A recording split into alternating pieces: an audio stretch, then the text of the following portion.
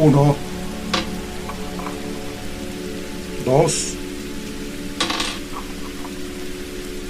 3, 4, 5,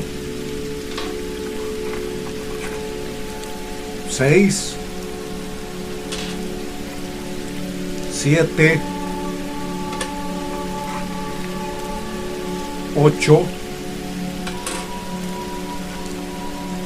9,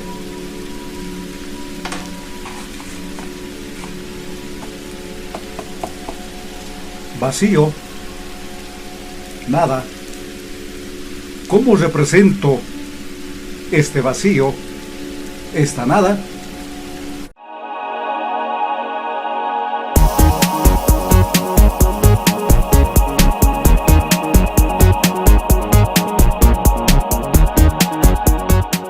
Los números naturales surgieron de la naturaleza misma y por eso se llaman justamente naturales. Fueron, digamos, los primeros números que utilizó el ser humano para contar, es decir, para identificar cuantitativamente lo que poseía o le interesaba. Pero como en el pequeño experimento que hice al comienzo de este vídeo, si no existe algo, está vacío o nada hay en un determinado lugar, ¿cómo lo representamos? Esa inexistencia de algo será también un número. Si los números naturales sirven para contar a partir del 1, entonces cuando no existe ni siquiera ese 1, ¿será un número que pertenece también al conjunto de los números naturales? ¿Cómo se llamará esa nada o ausencia de algo? ¿Ese vacío tendrá un nombre? Los antiguos griegos y romanos carecían de un signo o número para representar a la nada. Por ejemplo, los romanos contaban desde el 1, 2, 3, 4, 5, 6, 7, 8, 9, 10, tenían el 50, 100, 1000, etc. Pero no tenían un número que anteceda al 1. Pero entonces nos preguntamos, ¿cómo realizaban operaciones matemáticas con dichos números, tales como la suma, por ejemplo? Y vuelvo a la pregunta inicial. ¿Esa nada o vacío será también un número? Pues la respuesta es sí, bueno, y no, depende, veamos. Pero antes consideremos el surgimiento del cero. El cero, como representante de la nada, tuvo su origen hace miles de años atrás. Ya la civilización maya en México, por ejemplo, usó el cero en diferentes formas, aunque por supuesto no lo llamaba así, es decir, cero.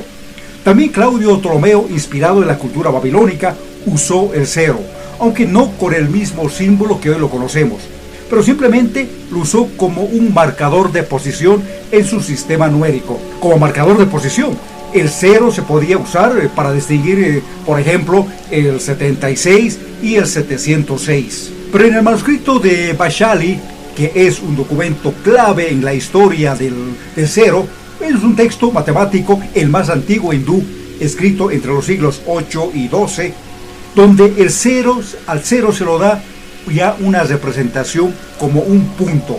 Pero el que hizo una gran contribución al uso del cero en las operaciones matemáticas fue Brahmagupta, un matemático también hindú del siglo VII. Brahmagupta dio una teoría sobre el concepto del cero, pues dio, una descripción matemática del cero con el que pudo realizar diferentes operaciones matemáticas que hoy conocemos y usamos, tales como la suma y la multiplicación.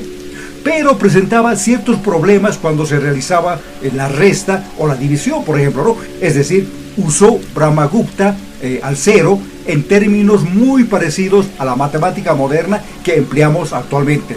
Pero el sistema de numeración hindú-arábigo que incluyó al cero fue dado a conocer en Occidente por Leonardo de Pisa, más conocido como Fibonacci, en su Liber Albacio, libro del ábaco, que fue publicado el año 1202, donde reconoce el poder que tiene el cero cuando se lo usa con los otros, símbolos hindúes, el 1, 2, 3, 4, 5, 6, 7, 8 y 9. A continuación veamos algunas definiciones desde diferentes puntos de vista sobre el cero. En las matemáticas, el cero es un número que representa la ausencia de cantidad o magnitud. Digamos que matemáticamente es el elemento neutro en la adición y el elemento absorbente en la multiplicación. En notación matemática se presenta así, como 0. El 0 se utiliza también para marcar el punto de partida en sistemas de numeración, como el sistema decimal, y para indicar la posición de un objeto en reposo en geometría y cinemática. En el ámbito científico, o en la ciencia si quieren, el 0 se utiliza como referencia en diversas escalas y mediciones. Por ejemplo, en la escala de Kelvin, los grados Kelvin, el 0 absoluto, que equivale a menos 273.15 grados centígrados, y representa la temperatura más baja posible en el universo. En física, el 0 se utiliza para denotar la falta de ciertas cantidades, como digamos velocidad 0 para un objeto en reposo. Desde una perspectiva física, el 0 representa la ausencia de alguna propiedad o cantidad física. Por ejemplo, la velocidad 0 indica que un objeto no está en movimiento en relación con un sistema de referencia. También se utiliza en la física para indicar energía potencial nula, un voltaje nulo, o como referencia en escalas de temperatura, ya hemos visto como el 0 absoluto. Filosóficamente es muy importante tratar este punto, pues el 0 puede llevar a reflexiones sobre la nada, la vacuidad o la ausencia de existencia. Se ha explorado en la filosofía oriental, como en el budismo por ejemplo, donde se reflexiona sobre la naturaleza de la vacuidad y la ilusión de la realidad. También se ha discutido en la filosofía occidental en relación con conceptos como la nada y el vacío, tanto en la ontología como en la metafísica. Por otra parte, el 0 también se lo utiliza, digamos, en otras actividades humanas, ¿no? Como dentro del esoterismo, más concretamente en el tarot, donde la primera carta que lleva justamente el número 0 se llama el loco y se presenta la inocencia, el instinto y la irresponsabilidad. Se puede decir que es la certeza absoluta, la fe ciega, denodada, el desapego y la libertad. Ahora, cuando esta carta, el loco, se encuentra en sombra, o sea, invertida, representa el caos más absoluto del universo macro y microcósmico. También, como pueden ver acá en la imagen, al 0 está relacionado, digamos, se lo relaciona con falta de conocimiento sobre algún tema.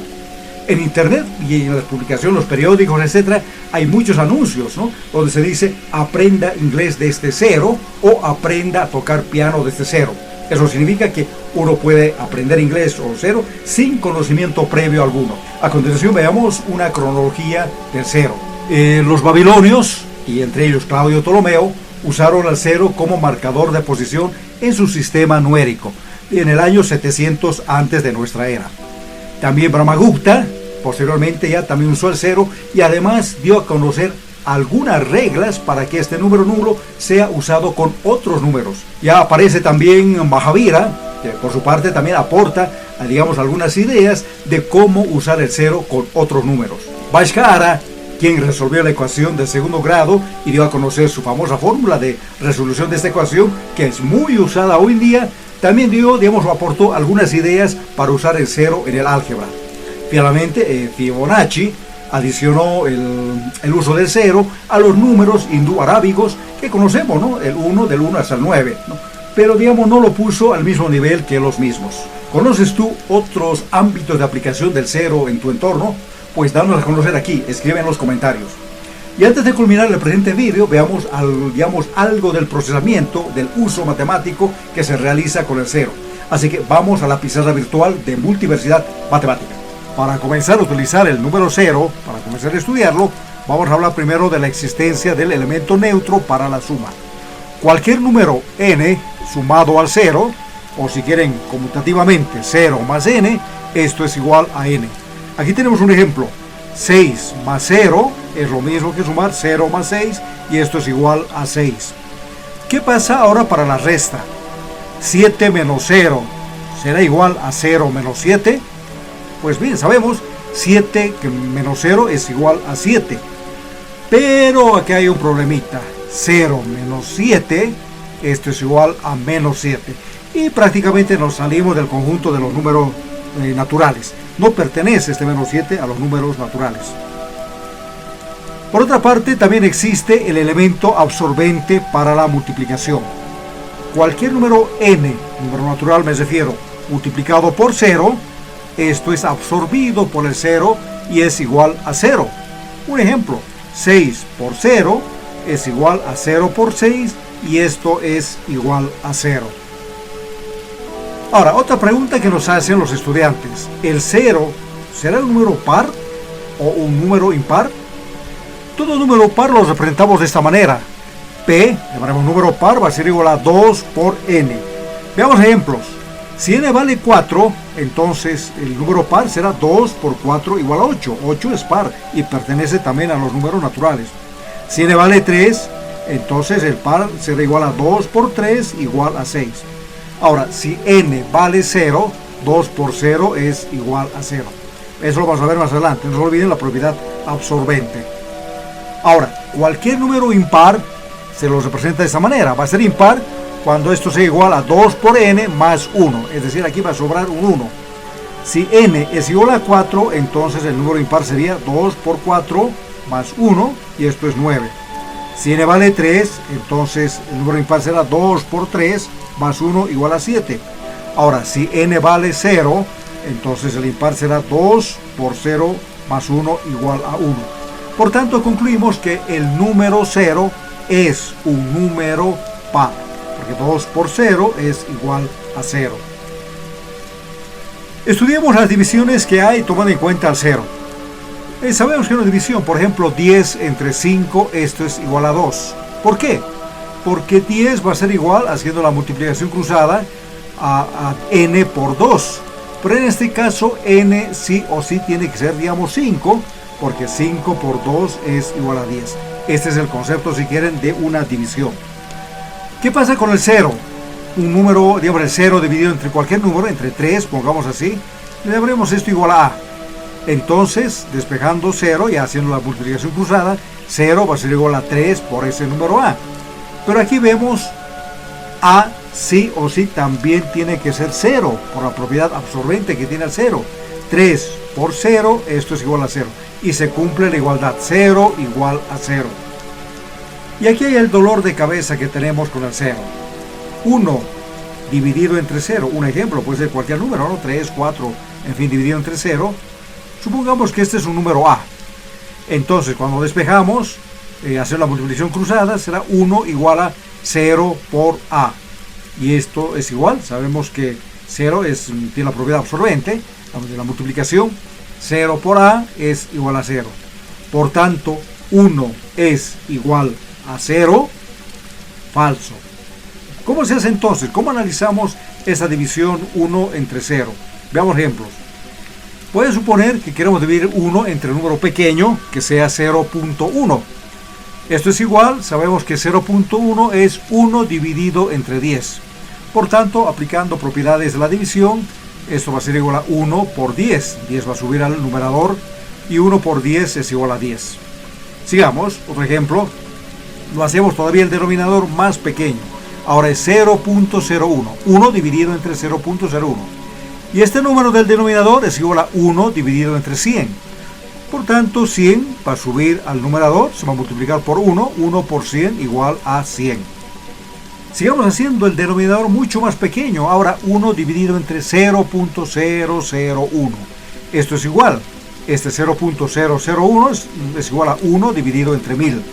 Por tanto, por propiedades de la división, 1000 se va a subir al numerador, se multiplica por 1. Y 1 por 1000 igual a 1000.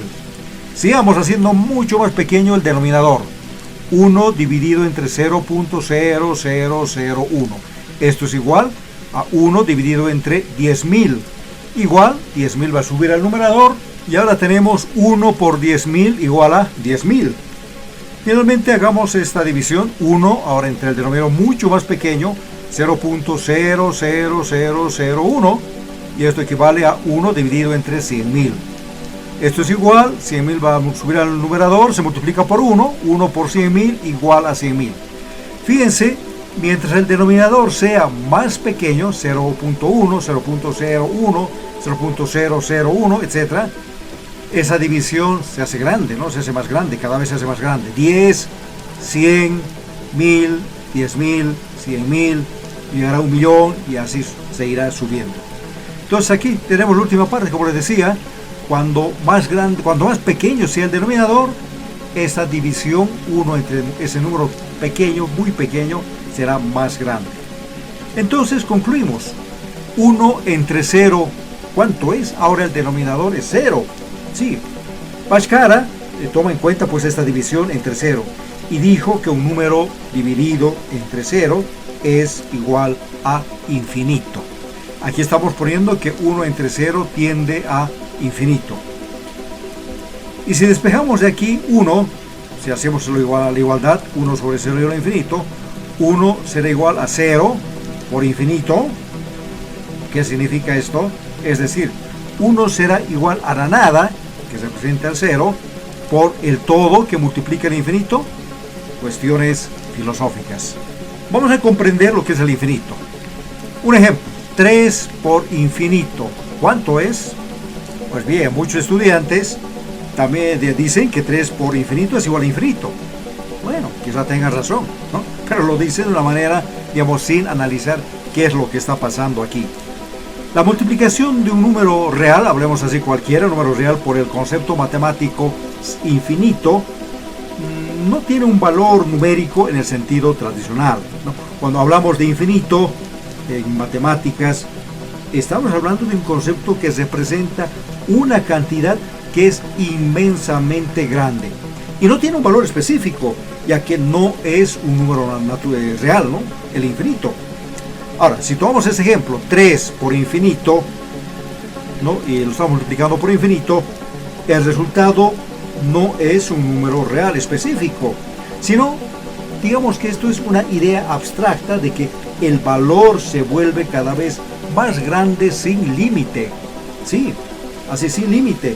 En otras palabras, no se puede calcular un valor numérico específico para, en este caso, para n por infinito. Pues bien, asumimos que n por infinito es igual a infinito. En resumen, digamos que la multiplicación de un número real por infinito no tiene un valor numérico definido, ya que infinito no es un número real en el sentido convencional. Por tanto, sigue siendo infinito. N por infinito igual a infinito, ¿no? Y en general, infinito multiplicado por cualquier constante positiva será infinito. Y multiplicado por una constante negativa será menos infinito. Aquí estamos, fíjense, conservando las reglas de los signos. Estudiamos al inverso multiplicativo o recíproco. El inverso multiplicativo, a menudo llamado también inverso o recíproco, es un concepto matemático que se refiere al número que cuando se multiplica por otro número da como resultado 1. Aquí tenemos ejemplo, 10 por 1 dividido entre 10, esto es igual a 10 sobre 10 igual a 1. Porque 10, si despejamos de aquí haciendo la multiplicación cruzada, 10 va a ser igual a 1 por 10, lo que es igual a 10. En forma general, n por 1 sobre n, esto es igual a 1. Porque n, despejando de aquí, va a ser igual a 1 por n. Y aquí llegamos ahora a un pequeño gran problema. ¿Qué pasa cuando n vale 0? Si reemplazamos en la ecuación, tenemos aquí que 0 por 1 sobre 0 es igual. Bueno, si aplicamos la propiedad de absorbencia, la multiplicación, 0 es el número absorbente, 0 multiplicado por cualquier número, esto da 0. Entonces esto sería igual a 0 porque es absorbente. Pero también podemos hacer de la siguiente manera, 1 sobre 0 por 0. Pero 1 sobre 0, habíamos visto que eso es infinito. Infinito por 0, habíamos dicho de que todo número que se multiplica por infinito, esto es infinito. Bueno, aquí estamos en un gran problema, ¿no? Decimos, a ver, 0 entre 0, ¿es 0 realmente o es infinito? Fíjense aquí, 0 entre 0 igual a 0 o infinito. Entonces, para evitar, digamos, matemáticas rotas, simplemente decimos que 0 entre 0 está indeterminado o es indeterminado. La verdad que no sabemos cuánto es, 0 o infinito. Concluimos que el 0 no tiene inverso multiplicativo. Tomen en cuenta esto. Vamos a hacer algunas especulaciones filosóficas al respecto. Fíjense, aquí tengo el 0 en un extremo, al otro extremo el infinito, es decir, la nada y el todo. Si esta flecha que ven aquí lo unimos el inicio con el fin, vamos a llegar a lo que se tiene mucho conocimiento en la filosofía esotérica, ¿no? Al Uróboro o Auroboro. Es una serpiente que está mordiendo su cola, se está comiendo, digamos, a sí misma. El todo unido a la nada. Todo es igual a nada, el cero es igual a infinito. Piénsenlo ustedes. Vean esta imagen que bien los representa la serpiente, el Uróboro, y saquen sus propias conclusiones. Ahora, les hice una pregunta al comienzo de este vídeo. ¿El cero pertenece a los números naturales? Es decir, ¿el cero es un número natural? Sí. Desde la construcción de von Neumann, el primer número natural es el cero. Por estar referida también a la teoría de conjuntos. Sabemos que en la teoría de conjuntos existe el conjunto vacío, y este conjunto vacío vendría a ser el cero. Pero por otra parte decimos que no. Desde la axiomática de Peano, el primer número natural es el 1. Bueno, finalmente, ¿qué interesa que el cero pertenezca o no a los números naturales, ¿no? Si para ti lo consideras dentro de los números naturales, está bien. Si piensas y decides que el cero no es un número natural, pues también está bien, porque en la práctica, ¿cómo lo usamos al cero? Usamos sea natural o no sea natural. Sabemos que el número es real y punto, ¿no? Vamos a analizar entonces a los números naturales como semigrupo conmutativo abeliano. Y aquí tenemos un ejemplo de semigrupo conmutativo con la operación suma, que lo representamos de esta manera, ¿no? Tenemos aquí el operador suma, n por n, que implica esto a n. A, b, esto implica que c es igual a más b. Y tiene que cumplir ciertas propiedades, por ejemplo, la operación interna. ¿Qué significa esto? Que para todo número a y b que pertenece a los números naturales, entonces a más b, al sumar, también debe pertenecer a los números naturales. La operación asociativa. Si tengo tres números para todo a, b y c que pertenecen a los números naturales, entonces puedo asociar a más b y a eso le sumo c. Y esto tiene que ser igual a más, ahora voy a asociar b más c. El resultado también pertenece a los números naturales. Finalmente tenemos la operación conmutativa. Para todo número a y b que pertenece a los números naturales, entonces la suma a más b es igual a b más a, y también el resultado pertenece a los números naturales. Si pertenece a los números naturales, cumple estas tres operaciones, decimos que los números naturales son un semigrupo conmutativo abeliano.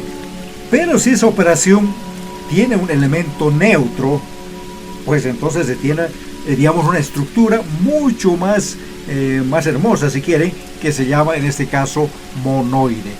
Y como el elemento neutro de la suma es el cero, entonces se lo debe incluir en los números naturales. Veamos aquí, va a cumplir la operación interna, ¿no? Para todo x y y que pertenece a los naturales, la suma x más y también pertenece a los naturales. Ahora veamos la operación asociativa. Para todo x y z que pertenece a los números naturales, entonces vamos a asociar x más y eso le vamos a sumar z. Esto tiene que ser igual a x más, y asociamos y más z. El resultado, en ambos casos, también es un número natural. Hasta ahí no hay problema en un semigrupo. Pero veamos ahora qué pasa cuando hay un elemento neutro. Entonces aquí tengo que decir que para todo a y el cero, fíjense, el cero que pertenece a los naturales, porque si cero no pertenece a los naturales, los números naturales no van a ser monoides. Entonces, si lo incluye al cero dentro de los naturales, tendríamos el elemento neutro. A más 0 es igual a 0 más A, y esto es igual a A. Es una definición muy interesante, muy linda. Yo me quedo prácticamente con el 0 que pertenece a los números naturales. Prefiero trabajar con los monoides, que son, digamos, semigrupos con elemento neutro para la suma en este caso. Y bien, antes de despedirme, te hago una pregunta. ¿Por qué gran parte de las ecuaciones matemáticas, por no decir todas, sean algebraicas, diferenciales, etcétera, se igualan a 0 para resolver la misma o las mismas? Piénsalo. Pero ve más allá de la simple definición matemática. Adéntrate en el mundo de la filosofía matemática para realizar una interpretación más completa y entendible de lo que te estoy preguntando. En el siguiente vídeo vamos a dilucidar sobre este tema. Si el cero representa a la vacuidad, al vacío, a la nada, fíjate desde un punto de vista filosófico, analízalo. Tengo el 1, le pongo el 0, es decir, le pongo el vacío, la nada, y con eso a ese 1 le estoy dando mayor poder, es decir, ahora va a valer 10. Si le aumento otra vacuidad, otro 0, otro nulo, otro vacío si quieren, tengo 1, 0, 0, 100, que vale mucho más todavía que el 1. Y así puedo ir aumentando ceros, y mientras más ceros tengan después de la cifra principal, digamos del número 1 hasta 9, entonces va a valer muchísimo más. ¿Cómo podemos entender todo eso que les acabo de decir desde un punto de vista filosófico? Analícenlo. Pues bien, hemos llegado al final del presente vídeo. Si te gustó el mismo, dale un like. También suscríbete al canal de Multiversidad Matemática si es que aún no lo has hecho. Comparte este vídeo con tus compañeros, amigos, profesores, familia, etcétera, para que nuestra comunidad de Multiversidad Matemática vaya creciendo.